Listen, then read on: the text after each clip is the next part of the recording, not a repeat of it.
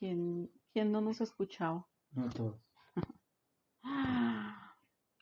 Bien, entonces esta noche, como ya les había informado,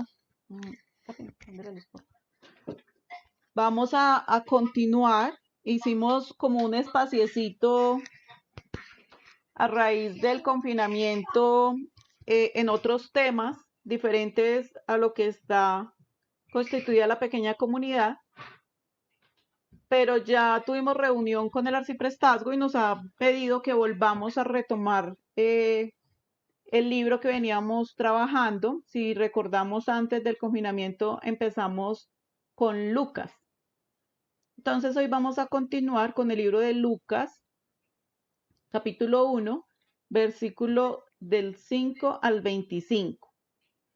Antes de entrar en el texto, Keiner nos va a acompañar y nos va a iluminar antes en el libro de Lucas. ¿Todos nos escuchan bien? Listo. Entonces vamos a escuchar a nuestro amigo Keiner.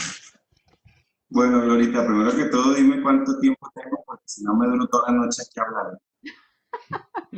No, tú me habías dicho que disponías de unos 15 minuticos, no sé, tú tienes ahí un límite de tiempo porque tienes ese compromiso. Ok. Bueno, ¿sí me están escuchando los demás? Bueno, ok. Glorita me pedía el favor y me decía que hiciera una introducción a lo que es el Evangelio de Lucas. Entonces, yo quiero tratar como de explicarles a ustedes, o que por lo menos nosotros tengamos en cuenta al menos 6 cosas importantes. Uno, de trabajar este Evangelio, y el resto es, primero, ¿qué entendemos nosotros por Evangelio sinóptico? ¿Qué entendemos por fuente Q?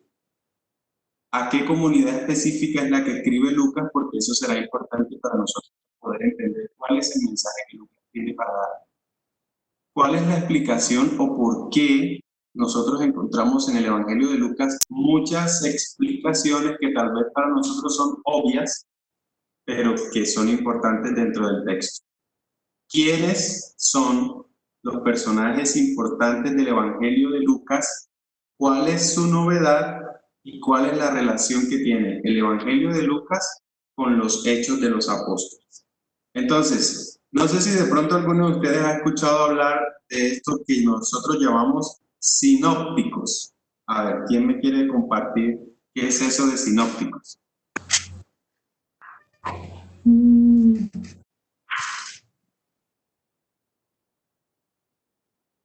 ¿No todos al tiempo?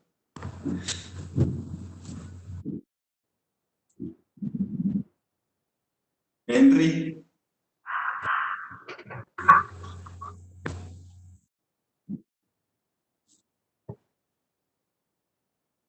No escucho, no estoy escuchando.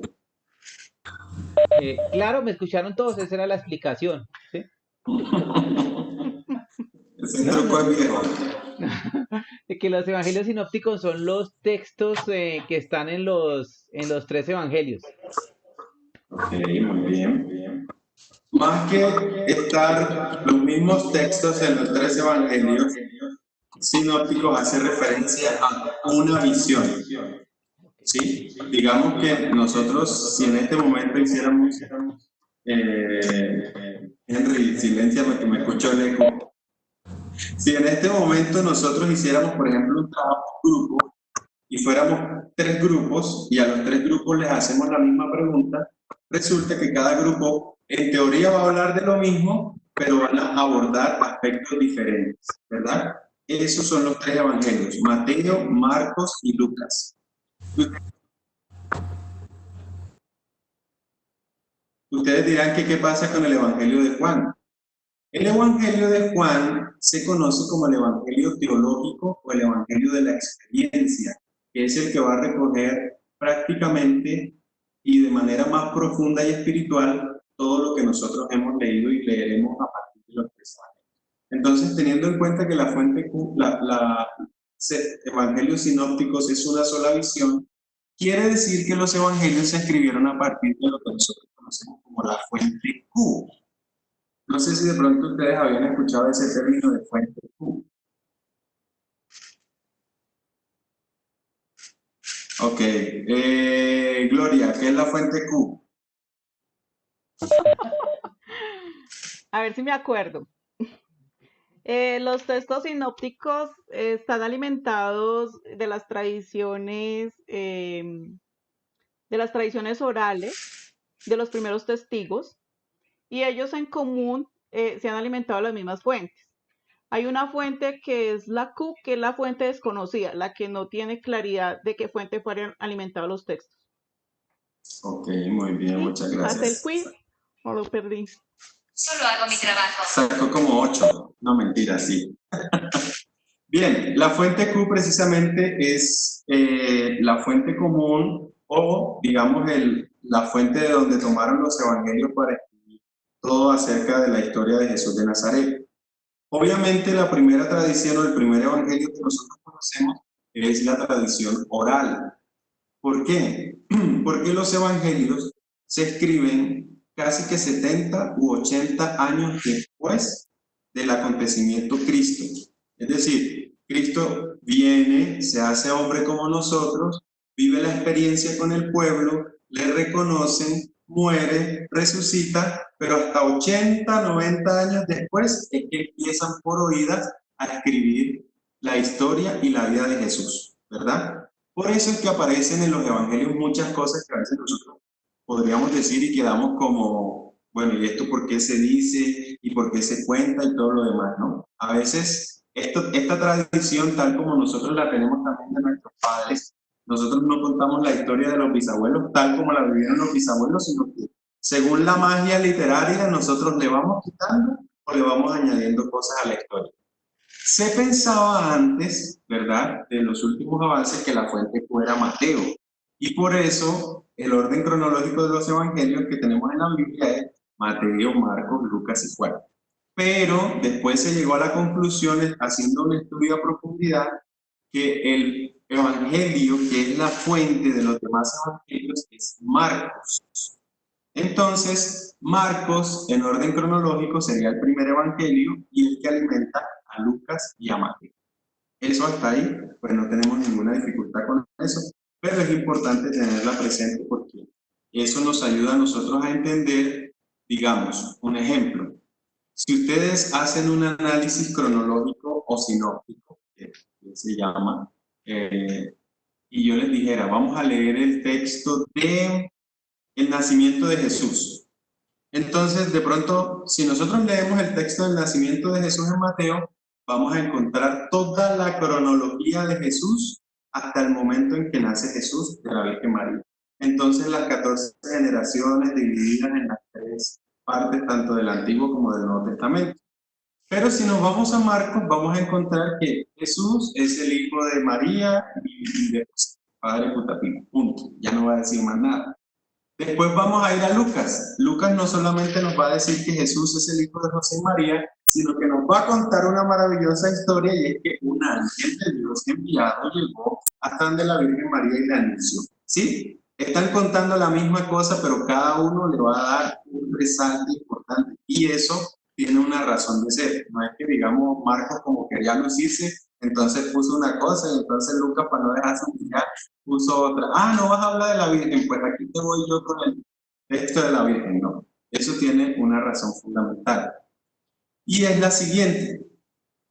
Lucas le va a escribir a una comunidad muy específica, que es la comunidad de los paganos cristianos. Eso es muy importante. ¿Qué características tiene la comunidad de los paganos cristianos? Una, son paganos porque no siguen ninguna religión, pero han seguido de cerca la experiencia de los discípulos y conocen de Cristo de oídas, pero no conocen absolutamente nada ni del judaísmo ni del Antiguo Testamento, y por eso el Evangelio de Lucas es escrito para los paganos, y los paganos necesitan conocer la historia de Jesús porque Jesús es hebreo. Jesús viene desde el Antiguo Testamento prefigurado por Isaías, los profetas y todo lo demás. Entonces, un ejemplo, Si alguno de ustedes en este momento llegara o se convirtiera, que no fuera cristiano ni fuera nada, ni conociese nada de la iglesia, si llega a la iglesia, ¿qué es lo más obvio? Saber, conocer cuál es la historia de la iglesia y quién es el Dios en el que tú vas a creer en este momento. Por eso para Lucas es importante, aunque para el lector no, es importante los detalles. Y si nosotros hacemos un ejercicio y buscamos después nuestra Biblia, nos vamos a dar cuenta que cada texto que pone Lucas, la referencia que pone a un lado, la mayoría o en su mayoría son del Antiguo Testamento.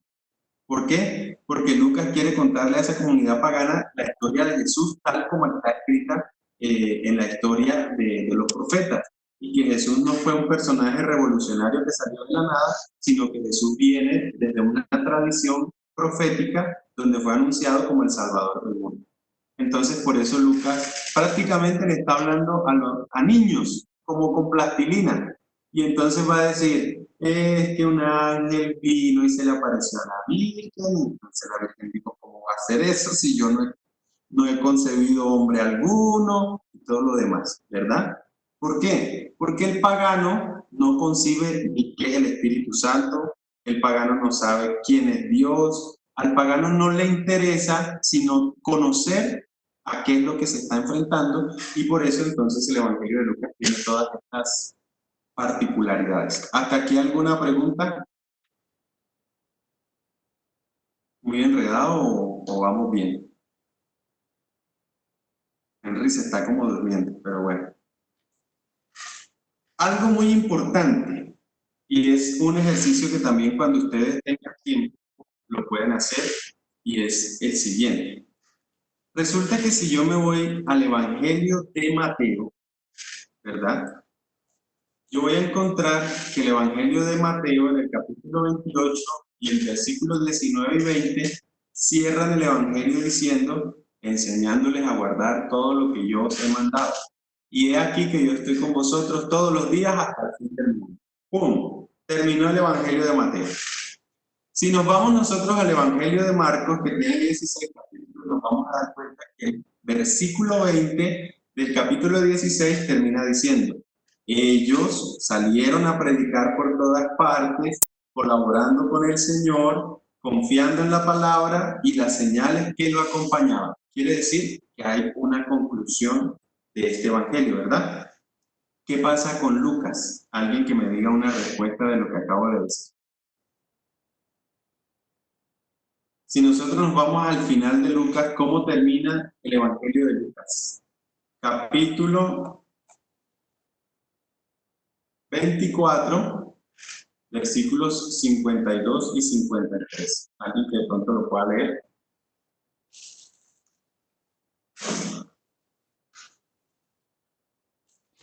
Yo. Hágale. Ellos después de postrarse ante él, se volvieron a Jerusalén con gran gozo y estaban siempre en el templo bendiciendo a Dios. No. Ok. Sí, ese es. Jesús está hablando en este momento en el Evangelio de Lucas, está haciendo todo un recorrido donde el pueblo está haciendo la remembranza de que Jesús murió, de que Jesús dijo que iba a resucitar a los 3 días, de cierta manera se le apareció a algunos de los discípulos, ¿verdad? Porque está hablando del texto de Maús. Pero si nosotros nos damos cuenta, a diferencia de los otros evangelios, Lucas no concluye, porque Lucas no dice que Dios se quedó con ellos, que los envió y que están cumpliendo la misión de Jesús. No, Lucas dice que ellos se postraron ante él, se regresaron a Jerusalén y estaban siempre en el templo. Quiere decir que al evangelio de Lucas le falta algo, porque no puede ser posible que los discípulos hayan tenido una experiencia de Jesús y de repente encuentran a Jesús resucitado y se van a Jerusalén y dejan a Jesús tirado, ¿sí? Quien lea con detenimiento esto se da cuenta de que el Evangelio de Lucas, como dice el viejo refrán, a este cuento le falta un pedazo.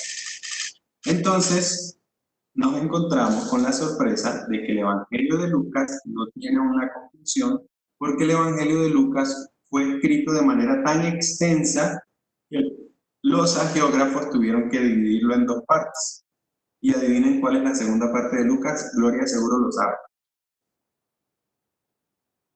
Y otra vez. Hechos de los Apóstoles. Los Se le Hechos de los atribuye a Lucas. Apóstoles. Muy bien. Los Hechos de los Apóstoles es considerado también una obra de Lucas, que es la continuación del Evangelio de Lucas, porque hace referencia entonces, ahora sí, en Hechos de los Apóstoles empieza a hablar de qué fue lo que sucedió con los discípulos a partir de la experiencia pascual de Jesús, ¿sí? En Lucas quedamos con ese sinsabor de que Jesús resucitó, pero los discípulos se largaron para Jerusalén. Pero ya Hechos de los Apóstoles nos va a concluir diciendo que los discípulos recibieron algo muy importante y por eso continuaron con la obra de Jesús. Listo. Ahora bien, hay dos cosas que son digamos, el principal aporte del Evangelio de Lucas para nuestra reflexión. Heiner, ¿me regalas un espaciocito, por favor? Sí. Adriana, ¿tiene alguna duda?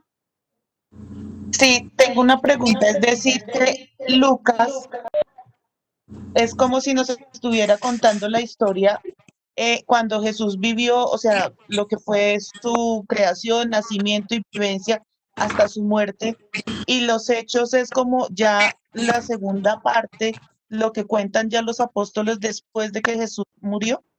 ¿Lo entiendo así?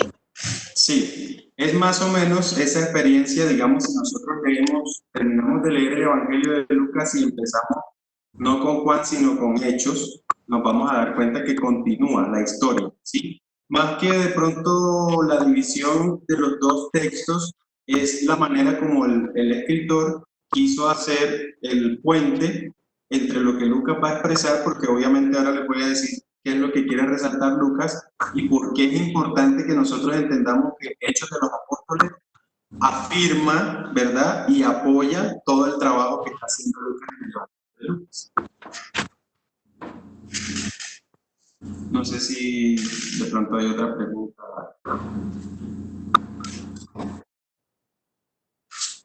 ¿Sigo?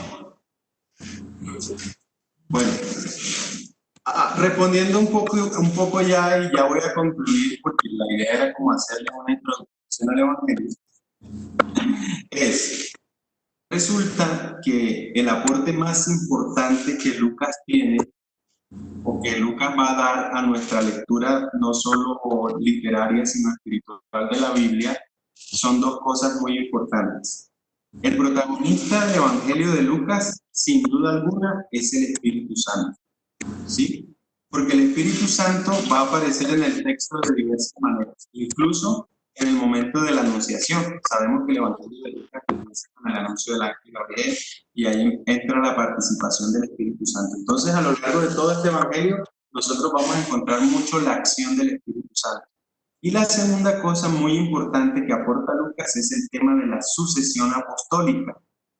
La sucesión se la debemos a Lucas. A partir de Lucas es que nosotros podemos decir que han habido más de 230 papas en la historia a partir de San Pedro, y que después de Pedro siguió Lino, Cleto, Clemente, Sixto, Cornelio, Cipriano, Crisógono, Juan, Felicita, Perpetua, etcétera, hasta el Papa Francisco. ¿Por qué? Eso nos lo va a contar los Hechos de los Apóstoles. Los Hechos de los Apóstoles nos van a empezar a contar la historia de que los discípulos se fueron muriendo, pero que la obra fue pasando, ¿verdad?, de generación a generación. Eso es lo que se llama la sucesión. Como los apóstoles ya tenían una experiencia de Cristo resucitado, esa experiencia no podía quedarse solo en las personas que tuvieron la posibilidad de vivir y ver a Cristo y conocerlo, sino que nosotros vamos a encontrar en muchos relatos, tanto de Lucas como de los Hechos de los Apóstoles, que se iba muriendo un discípulo, entonces decían, vamos a reunirnos y que el Espíritu Santo nos asista. Entonces eligieron a Esteban, hombre de fe y no sé qué más, ¿sí? Otro momento, hay una pelea entre los discípulos, porque resulta que como hay paganos que se están convirtiendo, no están atendiendo a las viudas. Entonces nosotros hacemos una oración, pedimos la asistencia del Espíritu Santo, y el Señor nos inspiró a Matías. persona justa, persona santa, para que se encargue del servicio de la iglesia. ¿Sí? Toda esa sucesión apostólica es la que nosotros debemos agradecerle a Lucas, porque sin duda alguna es Lucas, junto con los Hechos de los Apóstoles, quienes han hecho posible que en el hoy nosotros tengamos una cabeza dentro de la iglesia. De no ser así, entonces quiere decir que la iglesia sería acéfala, es decir, no tendría cabeza, porque no tendría sentido que hubiese una cabeza, o incluso si la experiencia de Jesús hubiese quedado solo en los apóstoles que conocieron a Jesús, hoy no tendríamos ni la más mínima idea de la historia de salvación, ni del cristianismo, ni del Antiguo Testamento, ni de nada. Entonces, digamos que a grandes rasgos, eso es lo que les quería compartir hoy del Evangelio de Lucas.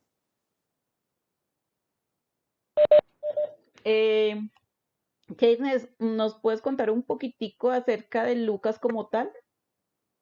Dicen que es tiene un poquito más conocimiento de que Marcos. Marcos, que fue el libro que acabamos de terminar, pues es como el más sencillo, más concreto, más básico. Lucas parece ser que tiene como un poquito más de complejidad, pues por sus escritos, por su conocimiento. Entonces, de pronto un poquito ahí de Lucas.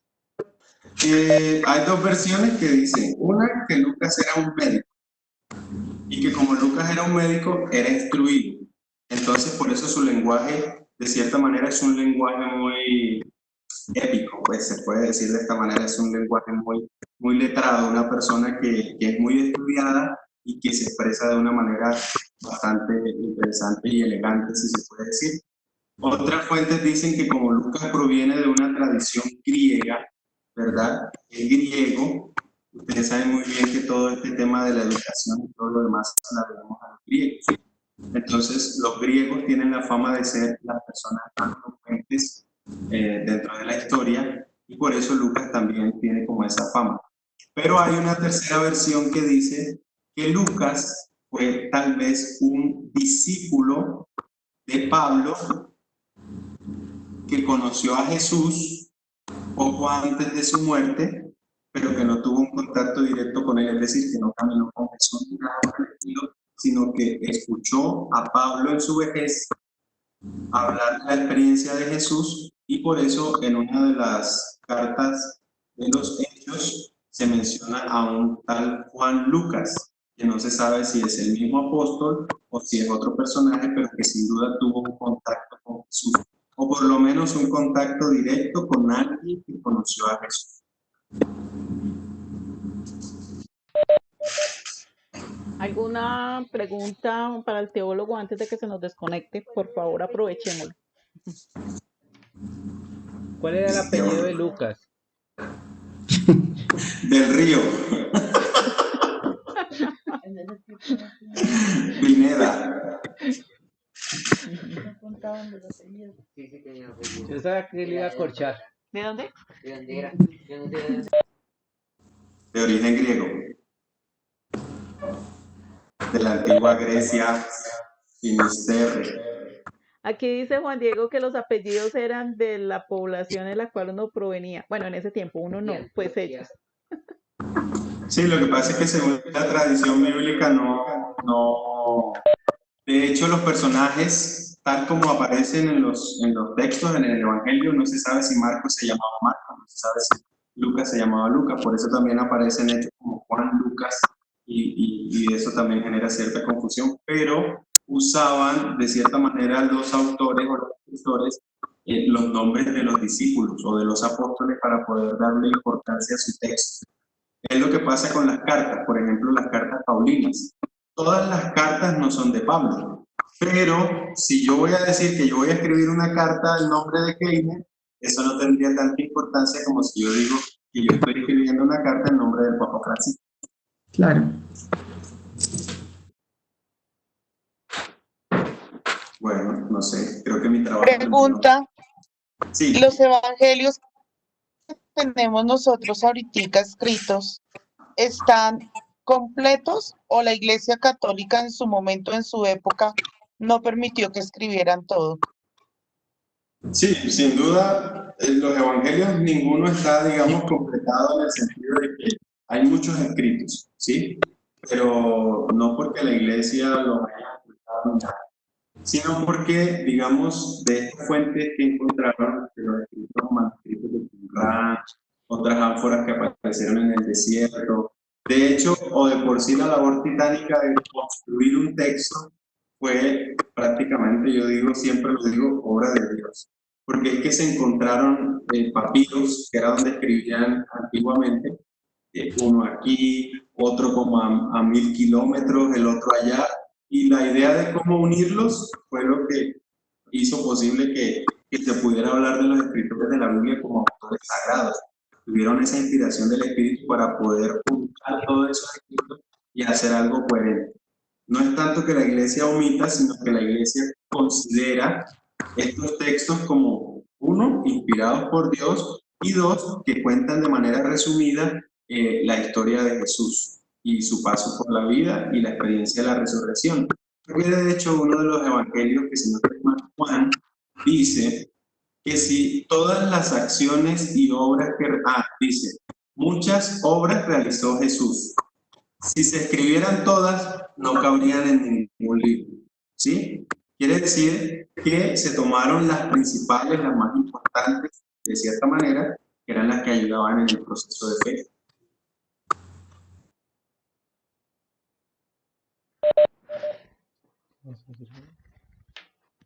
Bien.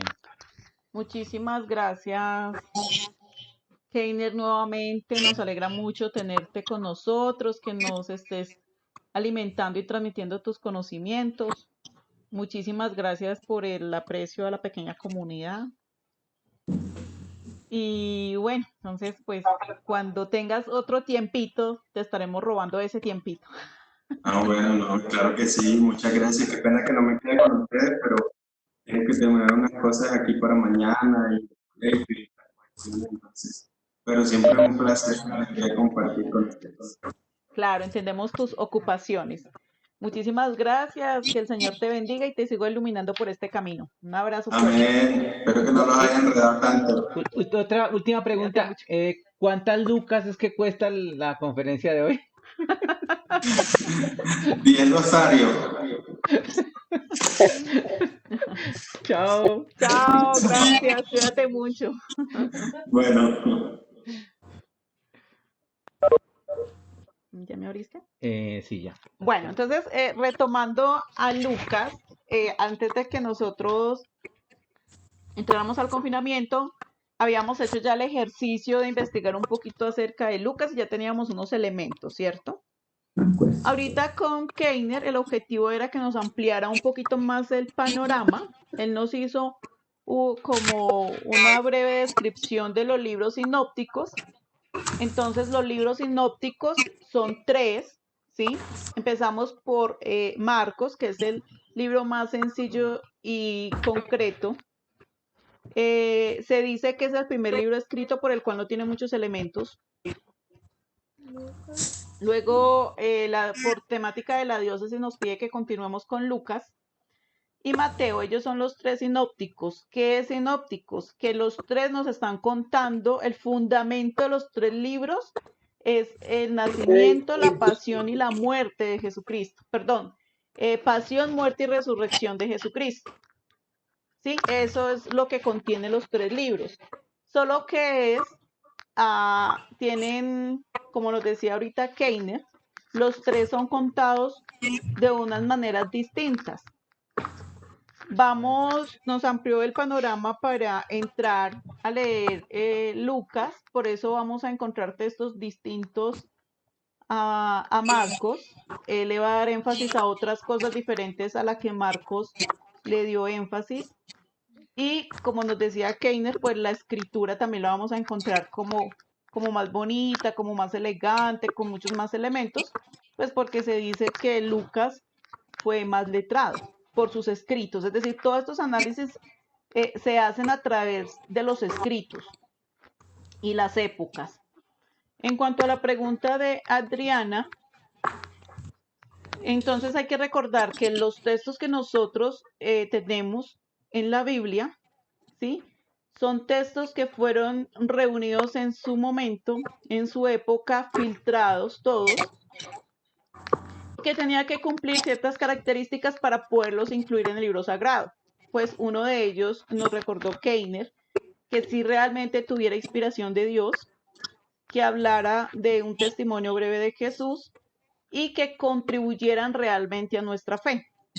Entonces, además de los libros que tenemos nosotros en la Biblia, hay muchísimos más textos que son los llamados apócrifos. Son apócrifos porque no están consignados en el libro que para nosotros es nuestro libro de fe, que es la Biblia. ¿Sí? Entonces, pues ya con esta media conclusión, ya creo que ya nos queda un poquito más claro acerca nuevamente de los evangelios. Por allá al comienzo de las reuniones habíamos hablado un poquito de ellos. Pero igual si alguno tiene alguna pregunta o algo, me dicen por favor.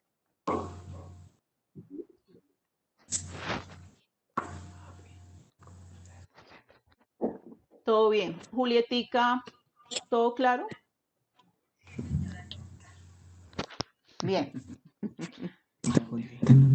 Bueno, son las 8. Ella me ve ya. Son las 8:30. Teníamos preparado para hoy ya entrar al texto. Ustedes me dirán si entramos un poquito al texto o si dejamos hasta ahí con la introducción del libro. Ustedes me dirán, tiempo de ustedes.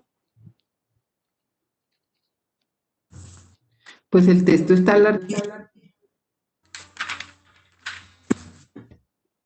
Pues personalmente sí, podemos dejar hasta ahí.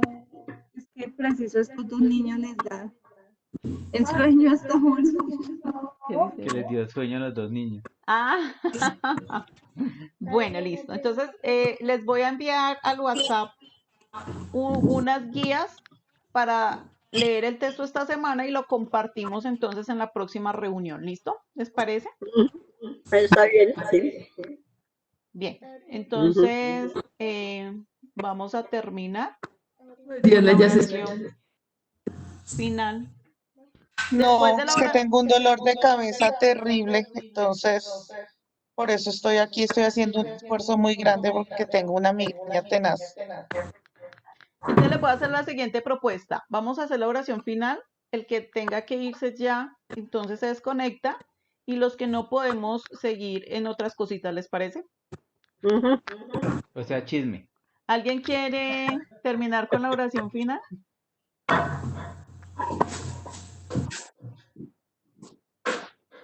Alicia, ya te escuchamos. Bueno, ya están listos. Padre Celestial, en esta noche te damos gracias porque sabemos que estás con nosotros, acompañándonos diariamente, fortaleciéndonos en estas situaciones que son complicadas de entender, pero que sabemos que al final vamos a terminar contigo, con tu compañía, con tu fortaleza, porque nos vas a sacar adelante, porque nos vas a permitir llegar a todas las personas que lo requieran, porque somos discípulos tuyos y cada vez aprendemos más de ti y queremos seguir el camino que tú nos has puesto, que tú nos enseñas a diario. Te damos gracias por nuestros familiares, porque en estos momentos todos los que nosotros conocemos, todas las personas que están a nuestro alrededor se encuentran bien de salud. Te pedimos que no nos desampares, que nos ayudes a fortalecer a todas aquellas personas que en estos momentos están pasando por situaciones tan complicadas, las cuales para nosotros realmente no alcanzamos a imaginarnos de tanta situación que se puede ver y que en estos momentos nos sentimos bendecidos por ti, por tu compañía.